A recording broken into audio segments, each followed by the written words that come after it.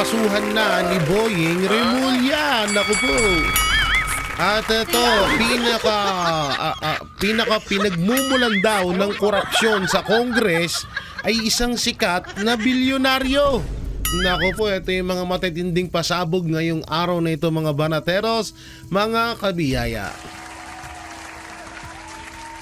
Oo, so matindi-tindi na naman itong mga pag-uusapan natin dahil may mga panibago na namang may mga panibago na naman mga pasabog tayong natuklasan for today's video. At syempre nandito na naman yung ibang mga mga ibang balita na isasama na natin, nilalat na natin eh. Ganun din naman eh, kahit na walang masyadong nanonood sa atin. Kasi hindi naman kayo masyadong nagsishare. Tawag dito.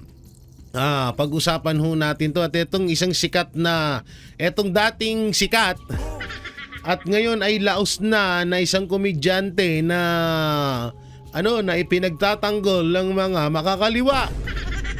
So pag-usapan din natin yan. Pag-usapan natin yan maya-maya, ha? Oo. Dito muna tayo sa unang balita. Katulad na lang dyan. Eto, paldo. Paldo na naman sila dito. 8 luxury vehicles na pagmamay-ari o konektado umano kay Saldico kinumpiska ng Bureau of Custom. Tiba-tiba na naman sila. Papasana all ka na lang talaga. Gravity. Tapos ipapasubasta yan. Tapos saan mapupunta yung pera? Alam na this. Diba? Ipapasubasta ng bureau. Tapos yung kikitain doon, mapupunta ba sa taong bayan? Well.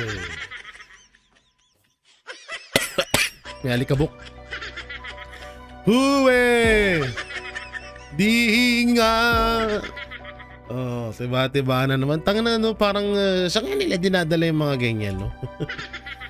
Kasi nung nakaraan, ang nakita nating mga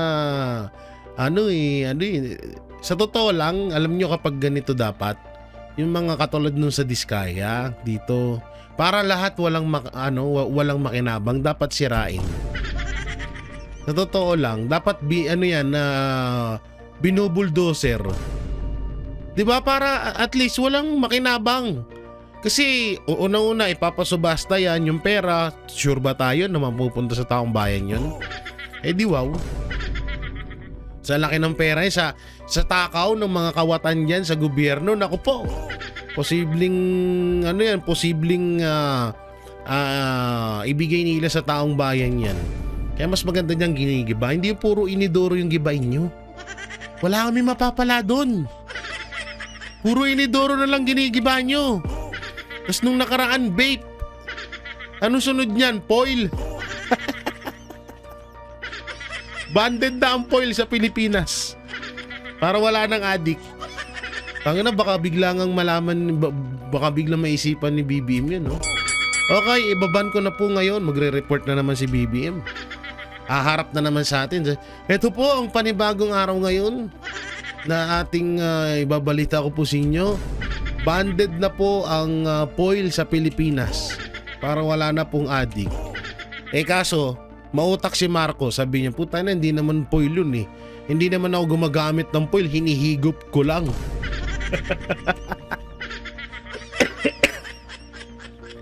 Diba? So hindi pa rin siya maapektuhan. Kaya dapat dito, itong mga ganito, itong luxury car na to, ginigiba to. Hindi na para ipasubasta, hindi na para ibenta pa yan, para sasabihin na naman nila, ibibigay si tamba. Ulul nyo, tigilan nyo kami, pero tiba-tiba sila dyan ngayon, ha? At dito naman tayo sa pag-update ni Kong Pulong Duterte. Ito, dating Pangulong Duterte, laging kinakamusta ang pamamalakad ng mga anak sa Davao City. Grabe, no? Sobrang mahal na mahal ni Tatay Digong yung mga tiga Davao, no? Biruin mo, kahit nandun na siya sa napakahirap na sitwasyon, yung iniisip niya pa rin yung yung kalagayan ng kanyang mga kababayan at syempre ang bansang Pilipinas. Yan yung talagang tutunay na may pusong Pilipino, di ba? Kahit ang hirap na ng kalagayan niya, mas iniisip niya pa rin yung kapakanan ng iba kaysa sa kapakanan niya. No? Kaya Tatay Digong, malapit na. Malapit na silang ma-overdose. Waiting ka na lang, tatay. Uuwi ka na din. Tatay, tiis pa ha. Mga ilang higop na lang.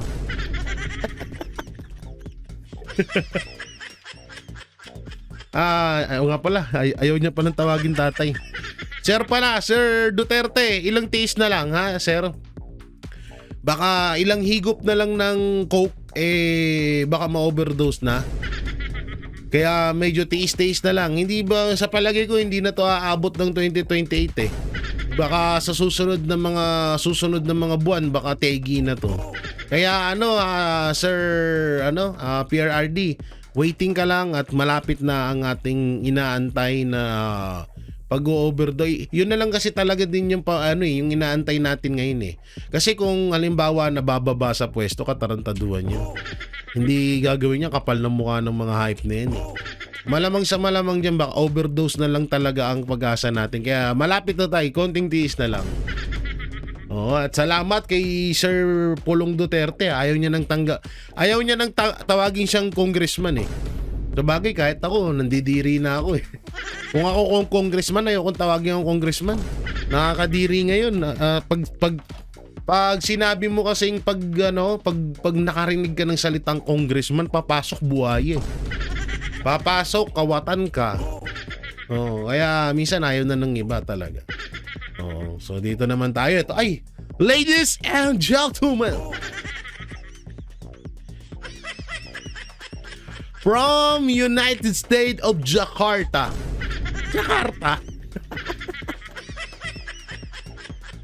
1,500 pounds. The beauty in the earth. Beauty of the world.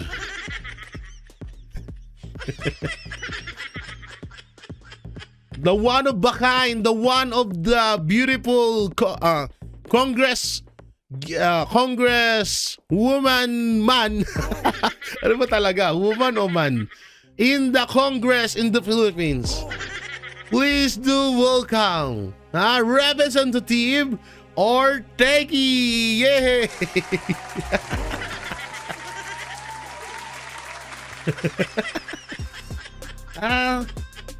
Representative Ortegi. Uy, so bakit naman ganito yung picture niyo sa sister ko? Masyadong malungkot, litaw yung ilong niya. Tsaka yung balbas, litaw na litaw. Oo, nagmumukha siyang gorilla. Uy girl dami mo pang booking May 3 billion ka pang titi lang yan. Sorry sa mga nakikinig 3 billion yung ba Sister puta na daming burat niyan. Ang daming ratbo niyan ratbo. Kahit artista makakatikim ka 1 billion, isang artista. Uy wow. Hindi, kahit mga 20 million isa sa artista, makakatikim ka na yan sister. Oh, grabe. Wasak ang kinabuhi mo niyan, sister Dahan-dahan sa pagsubo ng ratbo. Baka ikay mabulunan. Magano ka maglagay ka ng plastic. Baka magkaroon ka ng sakit. Eto, basahin natin. 3 billion. Naku po. Representative Ortega may 3 billion sa 2025 DPWH budget. Cabral Piles. Lapit Tumanggap umano ng mahigit 3 billion ng distrito ni La Union. First District Representative Ortegi mula sa budget ng Department of Public Works and Highways or DPWH noong 2025 batay sa tinatawag na Cabral Piles.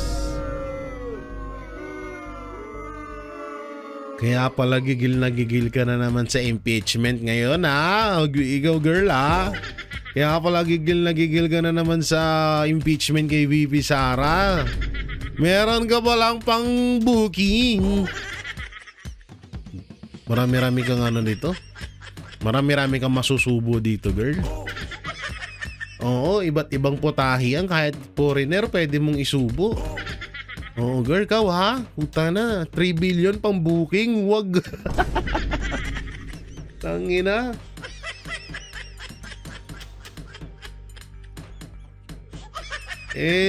Akala ko ba malinis ka girl? Girl, na paghahalatan ka, nasa Cabral Files ka pala ha? Matindi ka girl ha?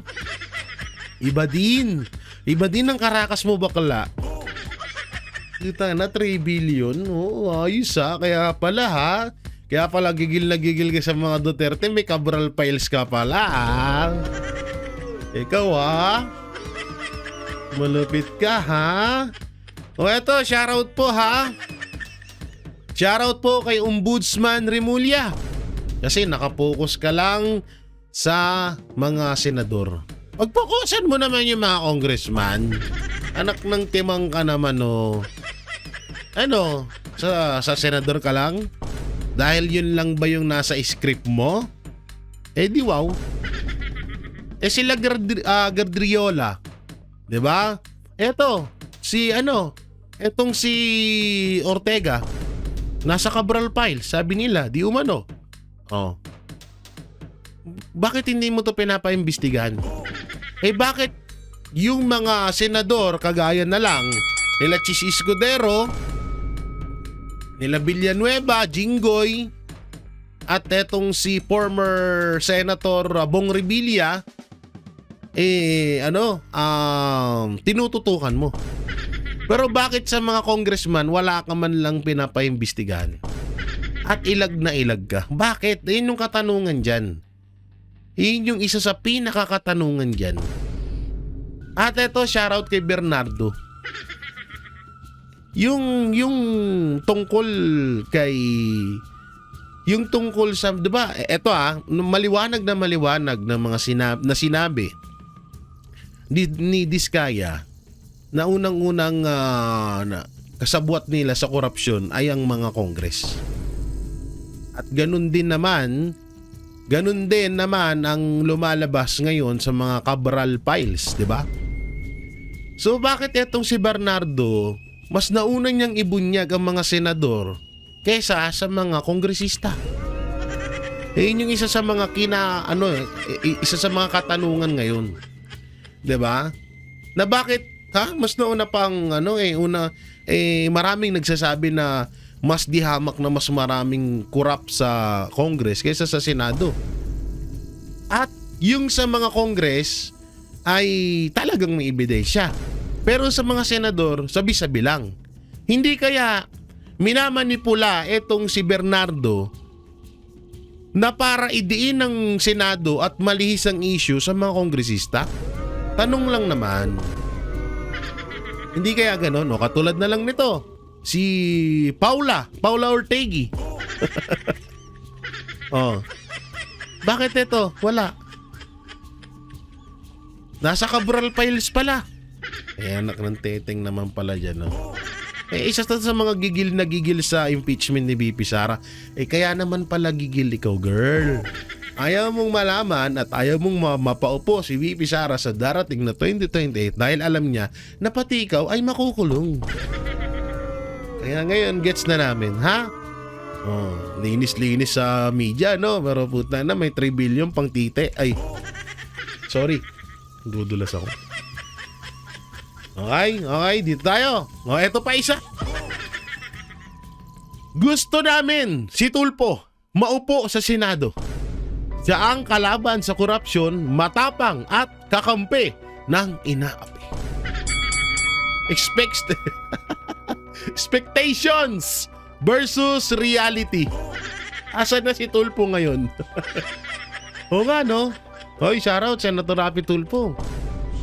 Ba't ang tahimik mo ngayon? Galaw-galaw ka naman. Baka may stroke ka niyan. Senator. Senator Rapi Tulfo, baka naman, galaw-galaw naman dyan. Huwag kang mag-focus sa puro yung asawa, tapos may kabit yung lalaki, yung babae, tapos pinag-aaway-aaway nyo dyan sa show nyo. Huwag ganun. O, minsan mag-focus ka rin sa Senado. Ha? Nung nagkaroon ng corruption kay Saldico, kay Romualdez, kay Marcos Jr., dito sa anak niyang si Sandro Marcos, kokak-kokak din. Tahimik mo bigla, sir, bakit kaya? Ako, sir, huwag kang magtatampo sa akin. Ako po ay supporters nyo. Pero isa rin po ako sa bumoto sa inyo at nagtataka din ako na bakit tahimik ka ngayon. Kasi parang ano lang to, Sir Rapi Tulfo Parang pangako ni Marcos Jr. na 20 pesos per kilo na bigas. At yung pangako mong kalaban ka ng korupsyon at kakampi ka ng mga inaapi, hindi ho na namin na ngayon nararamdaman. Parang ginamit mo lang yung mga kataga na yan para mapaniwala kami at may boto namin kayo. Hanggang ngayon tahimik ka, sir. Bakit kaya? Bakit kaya, no? Ha, Senator Rapi Tulfo? Why? What are you, what are you sleepy? Sleepy? Joke lang. Sleepy, ano yun? What are you doing? What you quiet? Tangina, English pa more. Tangina, no nga, no? Hindi kahit naman di sino siguro. Hindi lang siguro ako nakakalata. Kahit kayo mga banatero, siguro naiisip niyo rin na bakit tahimik kaya si Tulfo. May mga bali-balita kasi na itong si Rapi Tulfo magiging bataan ni Marcos Jr. sa darating na 2028. At ito ay isa sa mga nila na pwedeng maging katandem. Kasi maraming pwedeng itandem dito kay Rapi Tulfo na kahanay ni Marcos Jr. Pwede nilang kasi kahit ganyan si Martin Romualdez sa kakapalan ng mukha niyan at sa kapal ng bulsa niyan tatakbo pa rin yan, pero baka hindi baka presidente or vice president. At maaaring pwede niyang maging katandem si Rapi Tulfo. Kaya siguro nananahimik ko. Intindihin niyo na. O baka naman si Marcos Jr. lang ang nagpaurong ng bayag niyong mga Tulfo. Kaya wag natin damay si Ben Tulfo. Si Erwin, ikaw at si Mon lang.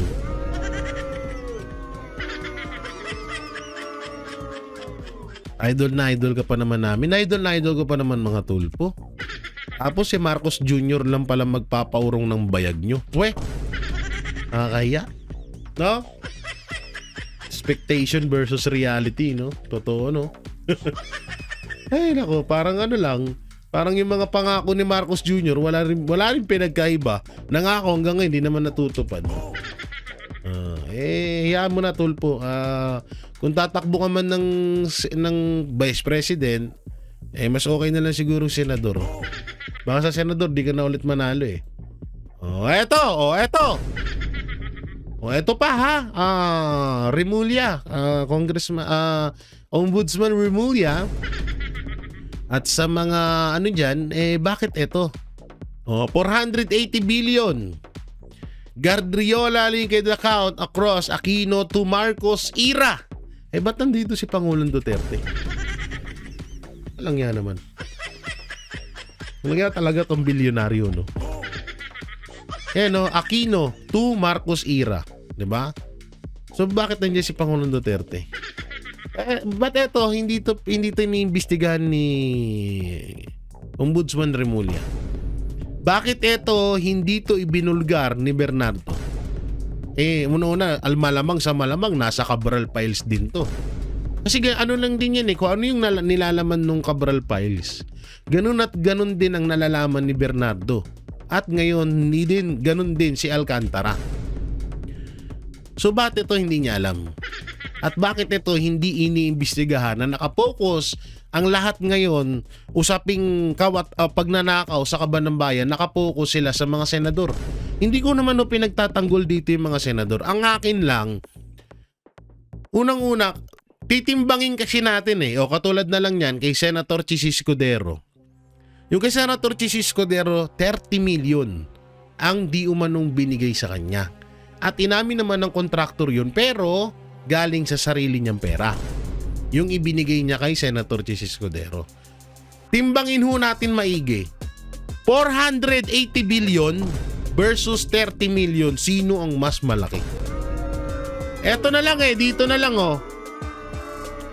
Eto na lang. Sige, wag na tayo sa 480 billion. Dito na lang tayo, 3 billion. Bakit eto hindi iniimbestigahan? Bakit yung 30 million ni Senator Chis Escudero iniimbestigahan?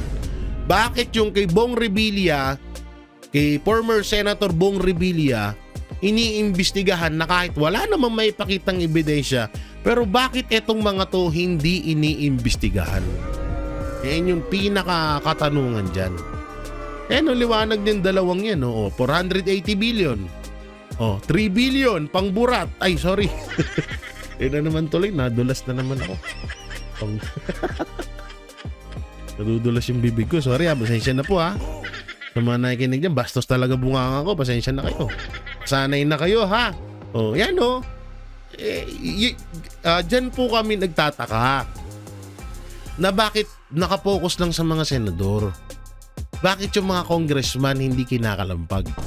Kinakalampag siguro yung iilan na hindi naman nila kabaro or hindi nila kapanalig. Katulad na lang yan Kiko Barsaga, Lebiste, syempre yung mga Duterte dyan, diba? Yung iba pang mga congressman kagaya nila Mike Defensor.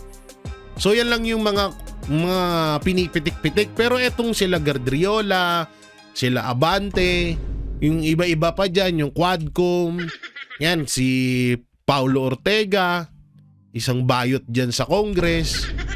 Bakit hindi iniimbestigahan? Diyan nagtataka ang taong bayan. Diba? Galing, no? Tang na talaga tong bilyonaryo. Aquino to Marcos era, pero nandun si Pangulong Duterte. Gago no? Ang lakas makagago eto, dito naman tayo sa asaran. Lakihan natin. Maganda to Basag dito si Auntie Claire sabi ni Auntie Claire, PCO Yusek Castro ibinida sa live stream ang biniling Chakidal. Ayan kasi yung sinasabi niyang kamukha ni BP Sara. Tapos, sagot ni BP Sara, tignan nyo yung mukha niya. Nadinig lang ang pangalang PBBM, may kahawig pag ganyan ni tsura niya. Basag ang putang ina. Hindi, kapag naririnig ko ang pangalan ni Yusek Castro, si mukha ni Lisa Araneta Marcos yung naalala ko. Tapos siya, kabit siya ni BBM yun. Mga naalala ko pag narinig ko Yusek. Ang dami pag nababanggit Yusek Castro, ang lalabas tanga ganun. Misa naman Yusek Castro bobo. Tapos yan, pag medyo naalimpungatan ako, napapanaginipan, minsan napapanaginipan ko Sama kasi talaga ng ugali nitong hype na to Yan, pag limbawa, pag naririnig ko sa radyo, sa TV, Yusek Castro, ang pumapasok agad sa utak ko, yung mukha ni Lisa Awig naman sila ni Lisa Paras pa sila ng buhok. Pares pa sila mong palaka. Ay, sorry.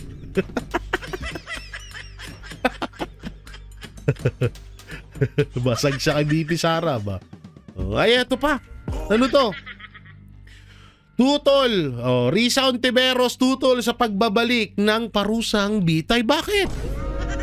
Natatakot ka? Di ba may insertion ka din? Natatakot ka sa Bitay kasi mauubos kayo. Takot sa Bitay yung mga gago kasi mauubos sila. Human right na naman? Labag na naman sa human right. Pero yung mga korap na katulad nyo, hindi labag sa human right, ang galing.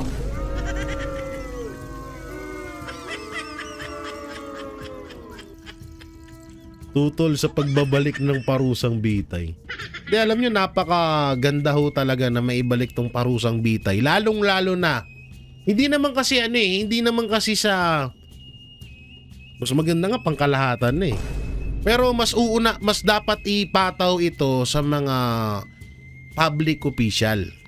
Senador, Vice President, President, Congressman, yan, dyan dapat ipinapataw yan. Congressman, Mayor, ano pa ba? Vice Mayor, yung mas mababa dun sa, ako ay tutol na dun. Pero doon sa pinakamatataas ng mga posisyon sa gobyerno, yan dapat yan. Oo, talagang dapat na magkaroon ng parusang bitay sa mga hayop na yan. Kasi nga hangga't hindi ginagawa yan, hindi sila madadala eh. Ang ugali ng mga Pilipino, kapag hindi mo dinala, hindi yun talaga matututo. Habang buhay silang magiging ganyan. Kung kawatan sila, hanggang habang buhay na nandyan sila sa gobyerno, magiging kawatan sila. Never yan magbabago at hindi mananawa yan na magnakaw sa kaban ng bayan. Yan ang totoo dyan. Kaya itong parusang bitay na to, nararapat talaga to. At dapat ang unang makatikim nito yung mga kawatan sa gobyerno. Pabor ako dyan. Si Risa, natatakot. Baka pati siya damay. Okay, kamusta na pala yung testigo mong bumaliktad? Ha? Kamusta na? Ang yung taong pinakulong nyo, hanggang ngayon wala pa rin kayong ebidensya mapakita. Kamusta na, Risa? Mo sa susunod na tatakbo ka, presidente, vice president, ulul. Ngayon pa lang, 1 milyong pakyo ka na. Tangina mo, di mo nga maayos utak mo eh. Tignan mo ako, ilang minuto na ako nagsasalita 27 minutes na ako nagsasalita, ha? Nakita mo ba ako nagbasa? Nagbasa ng opinyon ko? Hindi, di ba? Putang ina, ikaw bumati ka lang ng magandang bagong taon binasa mo pa. Tapos gusto mo maging presidente? Yudipunggol ka? Gusto mo maging presidente ng Pilipinas? Ganyan ka bobo? Wag na, uy. Ang inang yan. Babati lang, magandang bagong taon. Putay na, may hawak ko. Dumitingin pa sa baba halatang nagbabasa eh. Kahit ini-edit yung video, i-slow mo video, talagang titingin sa baba. Halatang may binabasa, putang inang yan. Tapos gusto mo maging presidente, ulol. Lo mo. Gilan mo kami. Nandito tayo. Eto na nga. Kabataan Party List calls for the immediate release of Chantal. Chantal ba to? Kantal. Chantal Enocoche. Yan, may isa na naman pong kabataan ng naligaw ang landas. Dalawa na ang ngayon, no? Dalawa na ang nililigawan ng landas ng mga kabataan. Kung hindi droga, NPA. Hayop na yan. Tangina kasi dati wala na tong hayop na mga hayop na to eh. Yung mga namumuno dito, wala na to eh. Tsaka dati kahit papano naging may mga naging kilala din ako ng mga NPA noon. Naging maayos naman sila pero ngayon, tangina grabe nagiging sila. At dumadami pa. Wala ikaw ba naman ponduhan ni Ngagba eh. Di mas lalong dadami ka pa talaga. Tas puro panalo pa yung kanilang mga kandidato. Ayan, mga kabataan party list, ML party list, puta na dami niyan. May mga senador pa. 'Di ba? So ganyan kalulupit. Tapos sasabihin niyo hindi NPA. Ulul, nung ginagawa ng estudyante doon sa gubat. Natatawa nga lang ako dito, nagbabaliw-baliwan eh. Nagagawa doon ng gagagamba? Ano kakatwiran nyo sa amin? Hindi nakita siya doon ng gagagamba. Siguro naligaw, hindi binaliktad yung damit. Ganun ba iba? Ganun ba yung Ganun yung kakatwiran nyo sa amin? O baka may ka-meet up na jowa tas naligaw. Tigilan nyo na kami sa mga katarantaduhan na ano nyo katarantaduhan na tawag dito, katarantaduhan na ano nyo, ano ba to? Katarantaduhan na katwiran nyo dito mapatungkol dito sa mga kabataan na namamatay at nahuhuli sa kagubatan ha. Hindi yan mga nanggagagamba, leche kayo. Walang ganyan, nanggagamba din ako dati, hindi naman ako naging ganyan. Hindi, nanggagagamba lang po yun. Tapos may sakit pa sa pag-iisip. Ay, ano nila dyan, nikakatwiran eh.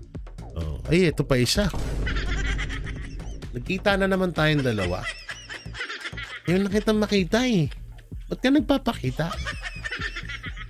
Franz Castro, nakiusap sa korte na muling suriin at baliktarin ang hatol upang maiwasan ng pagkakulong. Gago! Uutusan mo korte? Nabaliktarin yung desisyon? Mapatungkol sa pagiging child abuser mo? Ha? Gago ka ba? Sino ka? Susuriin maigi?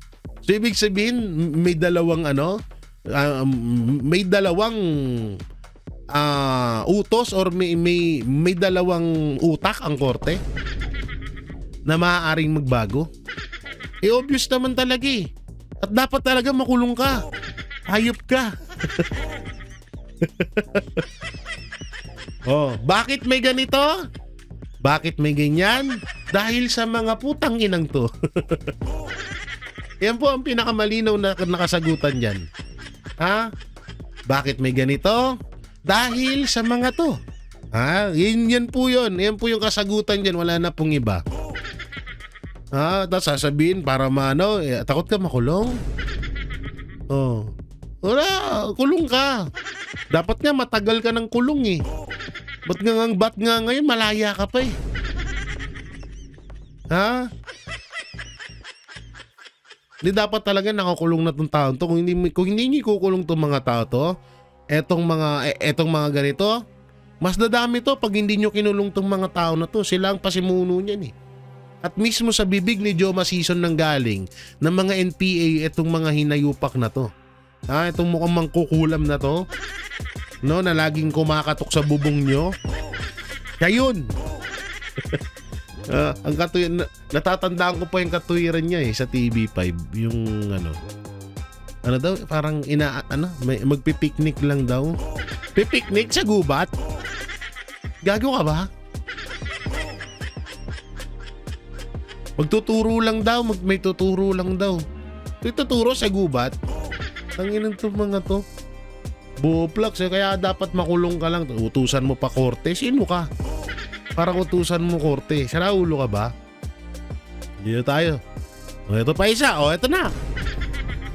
Naglalabasan na sila. Hindi daw sila hindi daw sila miyembro ng CPP-NPA ha. Pero Kabataan Party List nananawagan na maagarang pagpapalaya kay Chantal Ani Kotse. O, isa lang po yan ha. Eto, magnanay po yan ha. Nang dahil sa mga to, eto, yan, kaya may ganito, okay? O kaya, tuturuan ko kayo ulit. Kung gusto nyong mawala to, dapat mawala tong mga to, pati eto. Ha, yan yung mga yan yung mga pasimuno eh. Ha? Kaya dumadaming ganito dahil sa mga putang inang ito. Yan. Tapos ngayon, di-deny nyo, hindi kayo NPA. Lul. Oh. Uy! Ito pa. Small fish lang ang 480 billion ni Congressman Gadriola. Maraming mas malalang buwaya sa Congress ngayon bonus na naman sila dahil May 2026 budget na naman. Grabe no? Grabe no, lupit no? Ang tindi ng kalakaran talaga. Ang tindi ng sa Congress. So, kaya nga yan din ang gusto kong maging sa balang araw pag nagkaanak ako eh. Anak ha, mag-aral ka mabuti, mag-congressman ka, mangurap ka. Ayun, tinaruan pa yun. Ay, joke lang ho yun. Puta na ka, di baling magdildil kami ng asin, wag lang pera ng taong bahay. Parang kinain ko din yung kaluluwa ko nun. Ayop na yan, wag na uy. Sa inyo na lang yan. Ito nga yung isa katanungan dyan. 400 billion ni Congressman Gardriola, hindi nila pinapansin.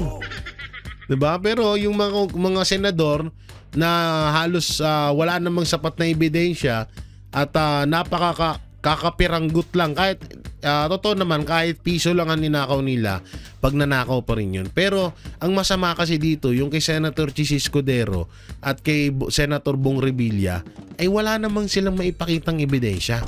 Kasi kung may pinapakita lang silang ebidensya kay Senator Chis Escudero at Senator Bong Revilla, puta na, binanata na namin agad dyan. Kaso wala eh. Puro hearsay, sabi-sabi. Tapos eto na may mga dokumento, may mga ebidensyang ipinapakita, maraming mga tao nagsasalita mapatungkol sa ganito. Tahimik ang mga putang ina. 'Di ba? Ganun kalupit eh. Kaya talagang masasabi mo, kaya yung si Bernardo na yan, malamang sa malamang, katulad lang niya ni Alcantara na minamanipula ngayon. Para idiin yung mga senador, at kapag nawala yung mga senador na yun, alalahanin nyo, andyan na naman, babalik na naman ho tayo sa puntong impeachment ni Vice President Sara Duterte. Kapag nabawasan ng mga senador sa Senado, katulad na lang nila Jinggoy Estrada, Villanueva, Chis Escudero, sino pa? Senator Bongo, Senator Bato, mas mapapadali ang impeachment laban kay Vice President Sara Duterte. At alam naman din po natin na yung mga nabanggit na senador na yan ay hindi pumirma sa impeachment ni VP Sara Duterte. Katulad na lang ni former Senator Bong Revilla na kaya pinag-iinitan ngayon at kaya rin hindi nanalo, na mas nanalo pa si Lito Lapid kasi nga etong mga Revilla ay hindi pumirma sa Congress ng impeachment laban kay Vice President Sara Duterte. Yun yung katotohanan dun. Kaya kayo wag ho kayong basta-basta maniniwala sa mga bali-balita na napapanood nyo sa TV. Bong Revilla kinasuhan ng ombudsman dahil sa ganito. Wag kayong ganun. Mas maganda alamin nyo muna. Hindi ba kayo nagtataka na ba't kakasuhan si Revilla? Ba't kakasuhan si Escudero? Wala namang ebidensya may ipakita. Yung nagbigay naman ng 30 million kay Chis Escudero, sinabi naman nun na galing sa pera niya. Bakit kay Gardriola, kay Ortega at sa iba pang mga congressman, lalong-lalo na kay Martin Romualdez, ang dami nang tumuturo? Mali-malitang pera, bakit hindi iniimbestigahan? Yan, di ba? Ganun lagi yung isipin nyo dapat. Maging talaga tayo dito, maging talagang malawak kasi kung kami ay nakita namin talagang may ebidensya laban sa mga senador at yung maglalabas ng ebidensya ay katiwa-tiwalang tao, putang ina ngayon binabanatan na namin ngayon yan. Ba't hindi namin binabanatan? Kasi nga talagang namin na ito ay isang propaganda lamang para iiwas ang issue sa Congress at itoon sa Senado. Yan yung totoo dyan. At dito naman tayo. Ayan na, eto na, si Tuesday Vargas kahit Friday na. Kahit Saturday na pala. Hindi NPA ang mga scholar ng bayan. Paano mo nalaman? Ano to? Sunin. Ano yan? Aber? Ano yan? Tuesday Vargas. Ano to? Yung iba pang mga estudyante na namamatay sa gera. Mapatungkol gera ng mga sundalo at mga makakaliwa.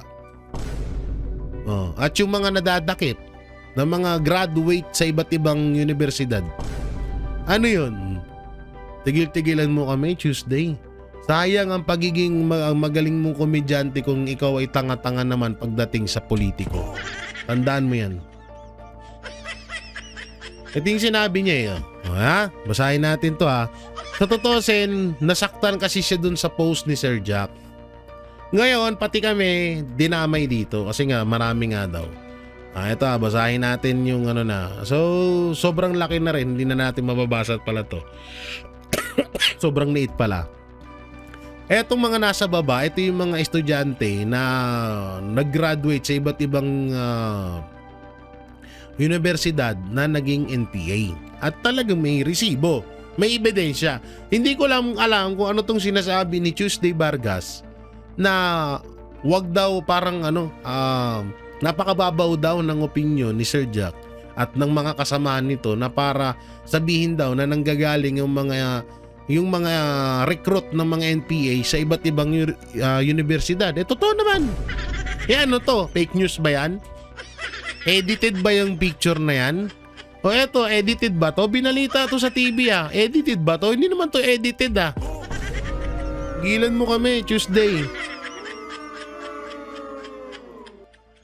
Tanga na, isa kang influencer. Isa kang artista na dapat ay hindi kaya kasapi ka rin nila.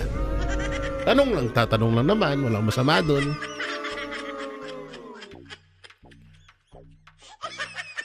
Ang daming nasasaktan sa mga post ni Sir Jack ngayon. Ang daming nasasaktan kasi nga totoo. Ay nako, Tuesday Vargas, anong nyari sa iyo ha? Anong nyari sa iyo? So eto na nga po yung sinasabi ko na isang kilalang bilyonaryo ang talagang promotor ng korupsyon sa Congress. At eto nga po, sino nga ba to? Eto po ay walang iba kundi si Enrique Razon. No? Si Enrique Razon ang utak sa likod ng korupsyon sa Congress. Inilantad ko ang lahat sa isang talumpati pagbalik ko sa unang linggo ng Pebrero. So abangan natin to So sino ba tong si Enrique Razon? So ito naghanap po ako ng isang article mapatungkol sa kanya para malaman nyo din. Si Enrique Razon Jr. ay isang negosyante at tagapagpamahala ng mga kumpanya sa Pilipinas. Siya ay isinilang noong Marso 3, 1960 sa Manila, Philippines. Ang kanyang ama ay si Enrique Razon Sr., ang dating pangulo at may-ari ng International Containers Terminal Service INC or ICTSI, isang kumpanya sa shipping logistic. Si Enrique Jr. ay nagtapos ng sekundarya sa De La Salle, Subel sa Pilipinas at kumuha ng kursong Bachelor of Science and Finance sa Georgetown University, Washington DC. So ito pala si Enrique Razon Jr. ay isang kilalang bilyonaryong businessman sa Pilipinas. Wala kayong naalala? Wala kayong naalala about sa mga businessman.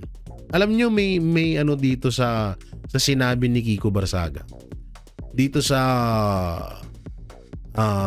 congressman na to. Sa taong ito. Sa mga businessman. Kung maaalala nyo, unang-unang naapektuhan sa pagiging mahigpit ni Pangulong Duterte noon ay ang mga businessman. Dahil alam naman ho natin na malaki ang binabayarang buwis ng mga businessman dito sa bansang Pilipinas. O baka sabihan nyo ako, Jay, paano kasabwat yan sa korupsyon? Bilyonaryo na nga yan. Hello? Saan ka ba nakakita ng isang bilyonaryo na nakontento sa yaman niya? Haber, tanong ko nga kayo. Di ibig sabihin yung kumpanya ni Razon na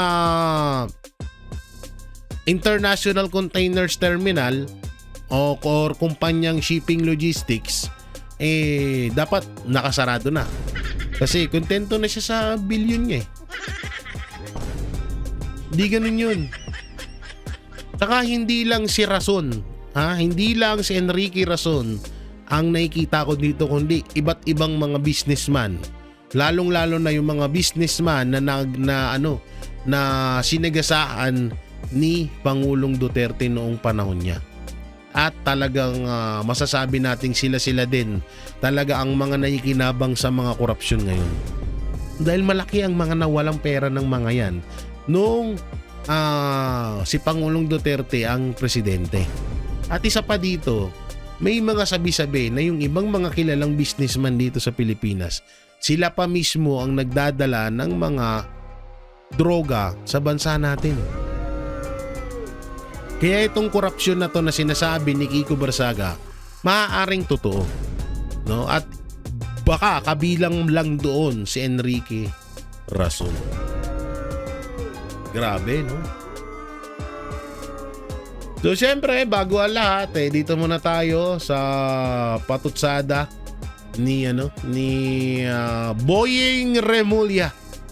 So, ano ba to? So, panoorin po natin. Hindi pa pinapangalanan, pero posible umanong may madagdag pa. Ito po yun yung sinasabi niyang dalawang senador. Dalawang senador na kanyang ipaparestore sa sampa ng kaso.